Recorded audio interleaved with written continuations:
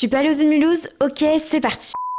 Moi c'est Yuna et j'enquête sur tous les lieux avec les animaux qui buzzent sur les zoos. Et je te dis si c'est bien ou s'il faut boycotter. Alors pour ne rien rater, n'hésite pas à t'abonner. Aujourd'hui direction Mulhouse pour visiter son zoo. Sur les réseaux sociaux j'ai vu plein de vidéos de gens qui disaient que c'était une super activité à faire Mulhouse, donc j'ai décidé d'aller voir. Le zoo de Mulhouse existe depuis 1868 et il fait partie des plus anciens zoos de France. Il abrite 1200 animaux de 170 espèces. Dès le départ ça a mal commencé car je suis tombée sur une scène horrible. Le renard polaire qui souffre de stéréotypie. La stéréotypie c'est le fait de répéter sans cesse le même chemin et pour l'animal ça prouve un réel mal-être et un ennui total. Les renards polaires vivent de base en Arctique, cet animal n'a rien à faire dans cette ville et encore moins dans ce pays. J'ai continué le chemin et l'horreur a continué. Les ours polaires qui souffrent eux aussi de stéréotypes. J'ai parlé avec des soigneurs qui m'ont expliqué qu'ici il y a 3 femelles, Saisie la mère de Kara et une autre femelle. Saisie a eu plusieurs bébés qui sont tous partis dans d'autres parcs pour faire de nouveaux couples reproducteurs et éviter la consanguinité. Avant il y avait aussi un mâle qui vivait ici, mais un soigneur m'a dit qu'il est parti dans un autre parc vu qu'il n'était plus intéressant génétiquement. Mais quel enfer d'entendre cette phrase. J'ai en face de moi le plus grand carnivore terrestre et elle me fend le cœur. L'autre femelle joue avec un plastique comme divertissement, du plastique qui s'appelle en captivité de l'enrichissement. Un moyen de jouer, de se divertir, de combler leur ennui. Pourquoi posséder cet animal ici, ne vivant de base qu'en Arctique et de base solitaire? J'ai continué le chemin avec la boule au ventre parce que la stéréotypie a continué. Ce n'est pas le zoo de Mulhouse mais stéréotypiant. Je suis tombée sur la panthère nébuleuse qui reproduit sans cesse le même chemin. Je n'avais jamais vu cet animal de ma vie et en temps normal je n'aurais jamais dû la voir, la découvrir comme dit les gens. J'en suis tombée sur un couple de panthères de l'amour, la plus rare de toutes les sous-espèces de panthères. Depuis les années 1180, le parc aurait vu naître 45 petits au total qui sont tous partis dans d'autres parcs. Pourtant sur leur panneau, le zoo évoque une réintroduction prévue dans leur milieu naturel. Je me demande quand est-ce que ça arrivera et quand est-ce qu'ils ne seront plus jamais enfermés. J'ai ensuite découvert les oiseaux beaux marqués à dos jaunes enfermés ici. Comment volent-ils? Où sont les arbres? Mais surtout où est l'extérieur? J'avais l'impression de retourner au Japon là. Vers 17h, le parc commençait à fermer et pour faire partir les visiteurs, la stratégie est toujours la même: ramener les animaux dans les box. Vous l'aurez compris, c'est un grand appel au boycott de cet endroit. Le zoo embellit son image depuis 1980 en créant un centre de recherche, de préservation et d'élevage menacé. Certains animaux ont été réintroduits dans la nature, mais ça a été le cas que pour 5 espèces sur 170 détenues au zoo. En 2025, il est temps d'en finir avec ces structures. Ces animaux devraient être pris en charge par des sanctuaires adaptés au lieu de vivre ici dans ces conditions.